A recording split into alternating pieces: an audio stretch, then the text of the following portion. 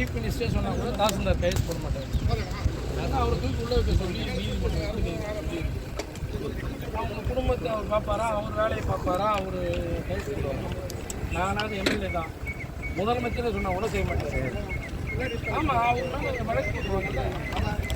நீர்நிலை அது ஏரி நீர்நிலையில் இருக்குதுன்னா அது கொடுக்கூடாதுன்றது சொல்லுது, சட்டமே சொல்லுது. நீதிமன்றம் தீர்ப்பு வழங்கிடுச்சு. வழங்கிட்டு மீறி ஒன்று கொடுக்கறதுக்கு யார் கைது பண்ண முடியும்? நான் கைது பண்ணுறதா பரவாயில்ல, தெரியுமா? என் மக்களுக்கு நான் கைது போட்டு கொடுத்துருவேன். அதை வச்சு முடியுமா நீங்கள் சொல்லுங்கள்? யார் கைது பண்ணோம்? தாசில்தார் பண்ணோம், அதை கலெக்டர் கிடைச்சா பையன் தான் அப்ரூவல் பண்ணோம். அவங்க 2 பேரும் செய்வாங்க. ஆனால் அவங்களுக்கு வேலை இல்லை, எங்களுக்கு அவசியமே இல்லை. அதான் இதை நம்ம திரும்ப திரும்ப கேட்க போகும்போது என்ன பிரச்சனை வருதுன்னா, முதல்ல அது எதுன்னு வருதுங்க.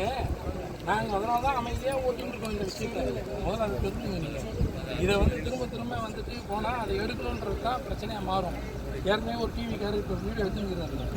அவர் எடுத்துக்கிட்டாரு ஆக்கிரமிப்புகள் இன்னும் அகற்றாமல் இருக்கிறார். இன்னும் டிவிக்கெலாம் போடுறதுக்கெல்லாம் டிவிலாம் அதனால் கொஞ்சம் கேர்ஃபுல்லாக இருக்குது.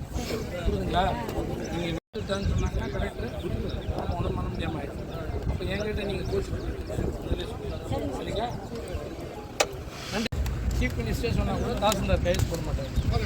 அதனால் அவரை தூக்கி உள்ள வைக்க சொல்லி நீதிமன்றம் அவங்க குடும்பத்தை அவர் பார்ப்பாரா, அவர் வேலையை பார்ப்பாரா, அவர் கைது போடுவார். நானாவது எம்எல்ஏ தான், முதலமைச்சரே சொன்னால் கூட செய்ய மாட்டார். ஆமாம், அவர் மேலே வழக்கு போட்டுருவாங்கல்ல.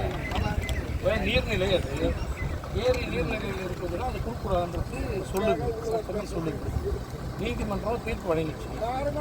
வழங்கிட்டு மீறி ஒன்று கொடுக்கறதுக்கு யார் கைது பண்ண முடியும்? நான் கைது பண்ணுறதா பரவாயில்ல, தெரியுமா? என் மக்களுக்கு நான் கைது போட்டு கொடுத்துருவேன்.